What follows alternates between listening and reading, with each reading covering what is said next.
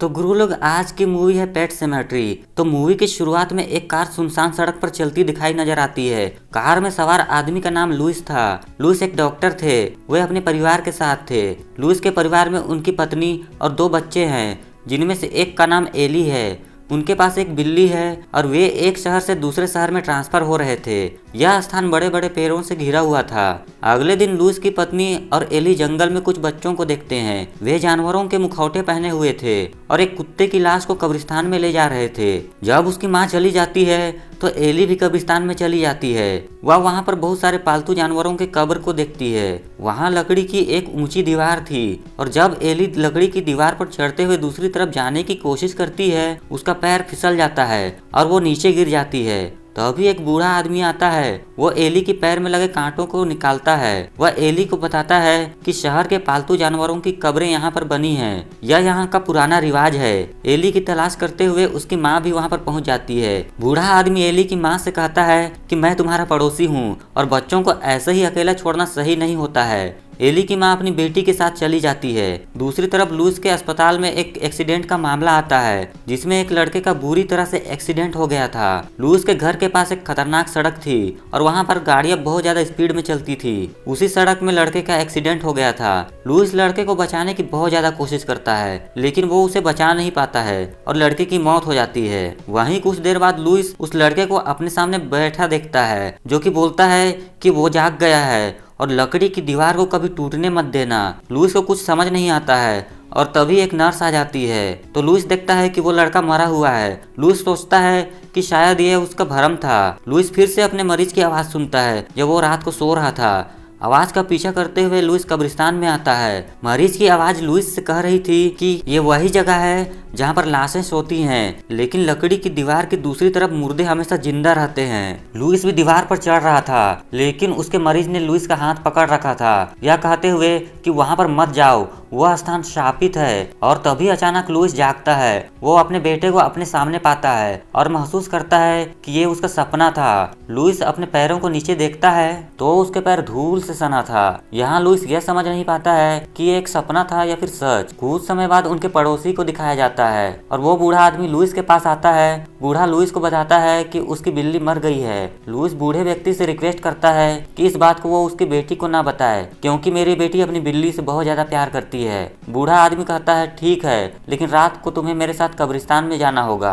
रात में वे दोनों कब्रिस्तान पहुंच जाते हैं। बूढ़ा आदमी लुइस को कब्रिस्तान की लकड़ी की दीवार की दूसरी तरफ ले जाता है। यह स्थान सुनसान और भयानक शांत था। वे बिल्ली को वहाँ पर दफनाते हैं और फिर अपने घर को लौट जाते हैं। और अगले दिन लुइस और उसकी पत्नी अपनी बेटी को समझाते हैं कि हमारी बिल्ली कहीं चली गई है। हम उसे खोजने की कोशिश भी कर रहे हैं, लेकिन हम उसे ढूंढ नहीं पा रहे हैं। तो एली कहती है कि यह कैसे संभव है, रात में तो वो मेरी खिड़की पर ही थी। इस पर लुइस कहता है कि नहीं, तुमने सपना देखा होगा। तो उसकी बेटी अलमारी की तरफ इशारा करते हुए कहती है कि जाओ और देखो, हमारी बिल्ली अभी भी उसके अंदर है। जब लुइस दरवाजा खोलता है तो अंदर उनकी बिल्ली थी और उसके हाव भाव और आंखें बदल गई थी। लुइस अपनी पत्नी से कहता है कि शायद मुझसे ही कोई गलती हुई होगी। हालांकि लुइस जानता था कि कुछ ऐसा हो रहा है जो कि इंसान के समझ के परे है। अगले दिन जब एली अपनी बिल्ली के साथ खेल रही थी तो एली की बिल्ली ने उसे नाखून मार दिया। लुइस को यह देखकर अजीब लगता है और वो बिल्ली उसके बेटे पर भी हमला करती है। इन सब के बाद लुइस बूढ़े आदमी के पास जाता है। वह उससे कहता है कि हमने अपनी बिल्ली को तो रात में दफना दिया था, लेकिन अब वो हमारे घर में जिंदा है। यह सुनकर बूढ़ा लुइस को अपने घर के अंदर ले जाता है। वो लुइस से कहता है कि कई साल पहले यहाँ एक जनजाति रहती थी। जनजाति की कहानी से पता चलता है कि वहाँ एक राक्षस भी रहता था। उस दानव की आत्मा पूरी तरह से शापित हो गई थी। लकड़ी की दीवार की दूसरी तरफ जहाँ पर हमने बिल्ली को दफनाया था, वह स्थान आज भी दानव के वश में है और जिस किसी की भी लाश को वहाँ दफनाया जाता है, वो उस लाश को दोबारा जिंदा कर देता है। और जब मैं बच्चा था तब मैंने अपने कुत्ते को भी वहाँ पर दफनाया था और फिर मेरा कुत्ता भी आपकी बिल्ली की तरह जिंदा हो गया था। बाद में मेरे पिता ने कुत्ते को खत्म कर दिया क्योंकि उसका स्वभाव बिल्कुल आक्रामक हो गया था। दरअसल बात यह थी कि मरने से पहले मेरा कुत्ता पहले से ही आक्रामक था। मुझे लगा कि आपकी बिल्ली का स्वभाव तो आक्रामक नहीं था और वह दोबारा जिंदा होने के बाद सामान्य रूप से व्यवहार करेगी। पर मुझे नहीं पता था कि यह भी मेरे कुत्ते की तरह आक्रामक हो जाएगी। इस बात को जानने के बाद लुइस अपनी बिल्ली को अपने घर से दूर छोड़ देता है। अगले दिन उनकी बेटी एली का जन्मदिन था। एली देखती है कि उसकी बिल्ली सड़क से उसके पास वापस आ रही है और वो अपनी बिल्ली को वापस लाने के लिए दौड़ती है। उसे देखकर एली का भाई भी सड़क की ओर बढ़ जाता है और जब लुइस अपने बेटे को सड़क पर जाते देखता है तो वो भी उसे रोकने के लिए दौड़ पड़ता है। वहीं सामने से एक बड़ा सा ट्रक भी तेज रफ्तार से आ रहा था। लुइस ने अपने बेटे को ट्रक से टकराने से पहले ही सही समय पर उसे बचा लेता है।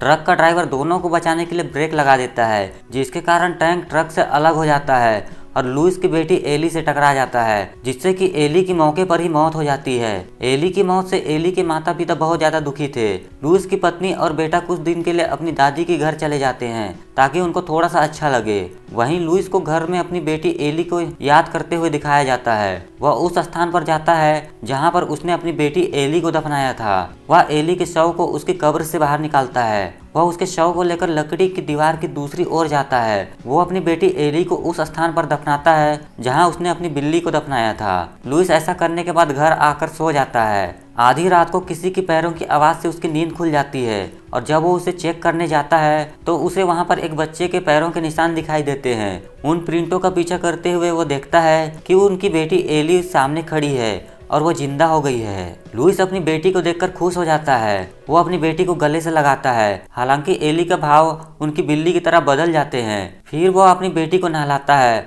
और रात में उसे अपने साथ सुलाता है। लुइस अपनी बेटी के ठीक होने से बहुत ज्यादा खुश था। अगली सुबह जब वो जागता है और देखता है कि उसकी बेटी एली अजीब तरह से नाच रही थी, वो एली को इस तरह नाचने से मना करता है, लेकिन एली उसकी बात नहीं मानती है और वो आक्रामक हो जाती है और सामानों को इधर उधर फेंकने लगती है। वहीं लुइस के बेटे को दिखाया जाता है, जिसे कि बार बार लुइस के मरीज की आत्मा दिख रही थी जो कि दुर्घटना में मारा गया था और लुइस उसे बचा नहीं सका था। जब लुइस की पत्नी ने नोटिस किया कि उसका बेटा बार बार उस मरीज का नाम पुकार रहा है तो वो इस बात से हैरान हो जाती है। अगली सुबह लुइस की पत्नी लुइस को फोन करती है, लेकिन वो फोन नहीं उठाता है तो लुइस की पत्नी अपने पड़ोसी यानी कि बुढ़ऊ को कॉल करती है। फिर बुढ़ऊ लुइस के घर जाता है। वो देखता है कि लुइस अजीब तरह से व्यवहार कर रहा है। बूढ़ा आदमी को लुइस पर शक हो जाता है और कहता है कि देखो, अगर तुमने कोई गलती की है तो हम उसे ठीक कर सकते हैं, लेकिन लुइस ने इसके लिए साफ साफ मना कर दिया। थोड़ी देर बाद बूढ़ा आदमी एली को खिड़की में देखता है,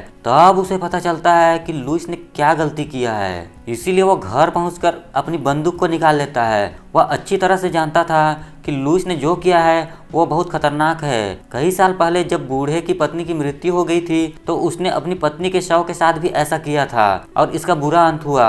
वह इससे गुजर चुका है। बाद में उसने अपनी ही पत्नी को खत्म कर दिया। इधर बूढ़े को पता चलता है कि उसके अलावा उस घर में कोई और भी है। जब बूढ़ा आदमी बंदूक लेकर ऊपर जाता है तो वहां पर एली थी। वो उस पर हमला कर देती है। वो उसे नुकसान पहुंचाती है। एली ने एक जानवर का मुखौटा पहना था और जब वो अपना मुखौटा हटाती है तो वह एली नहीं थी बल्कि बुढ़ऊ की मृत पत्नी थी। वो बुढ़ऊ से कहती है कि हम उस दुनिया में जल रहे हैं, अब हम यहाँ आपको अपने साथ ले जाने के लिए आए हैं। फिर वो एली के गेटअप में वापस आते हुए बूढ़े आदमी को खत्म कर देती है। वहीं दूसरी तरफ लुइस की पत्नी अपने बेटे को लेकर घर लौट आई थी। अपनी बेटी को फिर से जिंदा देखकर वो एकदम चौंक जाती है। लुइस उसे बताता है कि एक ऐसी जगह है जहाँ पर कोई भी व्यक्ति को वहाँ पर दफनाया जाता है तो वो आदमी फिर से जिंदा हो जाता है। सबसे पहले तो मैंने अपनी बिल्ली को वहाँ पर दफनाया था, इसीलिए हमारी बिल्ली जिंदा होकर वापस लौट आई थी। लेकिन लुइस की पत्नी कहती है कि नहीं, हमारी बेटी मर चुकी है और हमने उसका अंतिम संस्कार भी किया है। क्योंकि एली की माँ ने उसे एक्सेप्ट करने से इनकार कर दिया था, इसके कारण एली एकदम आक्रामक हो जाती है। वहीं लुइस की पत्नी अपने बेटे को लेकर ऊपर के कमरे में चली जाती है। लुइस भी ऊपर आता है और अपनी पत्नी को समझाने की कोशिश करता है, पर लुइस की पत्नी उसकी बात नहीं सुनना चाहती थी। इसी बीच लुइस को पता चलता है कि एली सब कुछ सुन रही है। लेकिन जब वो बाहर आता है तो वहाँ पर एली नहीं थी, क्योंकि वो वहाँ से भाग चुकी थी। और लुइस भी घर से बाहर आ जाता है। वो देखता है कि बूढ़े आदमी की घर की बत्ती जल रही है। वो एली की तलाश में उसी ओर जाता है और जब वो घर में घुसता है तब उसे पता चलता है कि बुढ़ऊ की बेरहमी से हत्या कर दी गई है। फिर हमें वापस घर का सीन दिखाया जाता है। लुइस की पत्नी अपने बेटे के साथ ऊपर के कमरे में होती है। फिर वहाँ पर एली आती है और अपनी माँ पर हमला कर देती है। एली ने अपनी माँ को चाकू से घायल कर दिया था। एली की माँ उसे धक्का देकर नीचे गिरा देती है और दूसरे कमरे में चली जाती है। फिर वो खिड़की का शीशा तोड़ देती है। फिर वो लुइस को बाहर देखती है तो वो अपने बेटे को खिड़की से बाहर फेंक देती है। लुइस उसे पकड़ लेता है। लुइस अपने बेटे को कार में बैठाता है और उससे कहता है कि अगर एली आती है तो दरवाजा मत खोलना।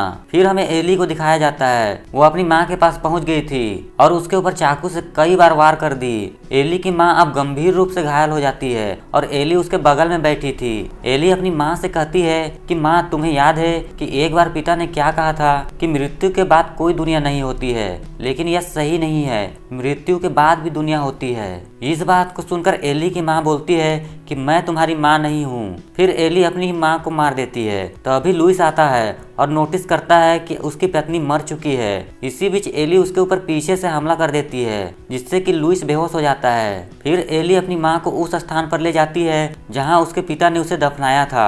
वो अपनी माँ को दफना देती है और तभी वहाँ पर लुइस आ जाता है। उसे अपने आसपास कोई भी दिखाई नहीं दे रहा था और तभी वो एली की आवाज़ सुनता है। वो कह रही थी कि यह सब आपकी वजह से हुआ है और अब आपको हमारे साथ आना होगा। इसके बाद एली लुइस पर हमला कर देती है और उनके बीच लड़ाई होने लगती है, लेकिन लुइस अपनी बेटी को पकड़ लेता है। वो एली को फावड़ा से मारने ही वाला होता है कि तभी उसकी पत्नी पीछे से आकर उसे मार देती है, क्योंकि वो भी मरने के बाद जिंदा हो गई थी। फिर अगली सुबह हमें बूढ़े का घर को जलता हुआ दिखाया गया है। इधर लुइस का बेटा अभी भी कार में बैठा था। वो देखता है कि उसके माता पिता और उसकी बहन एली सामने से आ रहे थे। लुइस के हाथ में पेट्रोल भी था, जिससे कि वो बुढ़ाऊ के घर को आग लगा दिया था। उनकी बिल्ली भी साथ ही मौजूद थी और लुइस अपने बेटे को कार की खिड़की से देखता है। इसके बाद कार की दरवाजा खुलने की आवाज सुनाई देती है और मूवी यहीं पर खत्म हो जाती है। और आगे क्या हुआ होगा इसका आइडिया आप लगा ही सकते हैं। और आज की वीडियो में सिर्फ इतना ही।